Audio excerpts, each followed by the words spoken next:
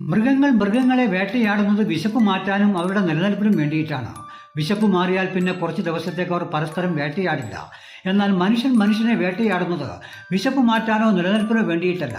കയ്യൂക്ക് കൊണ്ടും കടന്നുകയറ്റങ്ങൾ കൊണ്ടും അടിച്ചമർത്തൽ കൊണ്ടും അവർ സ്ഥാപിച്ചിട്ടുള്ള കുറേ വിഭാഗങ്ങളെ അവരുടെ അടിമകളാക്കാനോ അവരെ ഉന്മൂലനം ചെയ്യാനോ വേണ്ടിയിട്ടാണ് മനുഷ്യനെ വേട്ടയാടുന്നത്. ഇതിനവർ കൂട്ടുപിടിക്കുന്നതാകട്ടെ മനുഷ്യർ പടച്ചുണ്ടാക്കിയിട്ടുള്ള മതങ്ങളെയും ആ മതത്തിൻ്റെ മുകളിൽ സ്ഥാപിച്ചിട്ടുള്ള ദൈവമെന്ന സങ്കല്പത്തെയുമാണ്. ഈ ദൈവമെന്ന സങ്കല്പമാകട്ടെ മനുഷ്യന് നന്മ ചെയ്തതായി അല്ലെങ്കിൽ സമഭാവനയോടെ പ്രവർത്തിക്കുന്നതായി നാം കണ്ടിട്ടില്ല, കേട്ടിട്ടില്ല. ഇത് പൗരോഹിത്യത്തിന് വ്യക്തമായിട്ട് അറിയുകയും ചെയ്യാം. ഈ പൗരോഹിത്യമാകട്ടെ ചേർന്ന് നിൽക്കുന്നത് സാമ്രാജ്യത്വത്തിൻ്റെ പിന്നിലാണ്.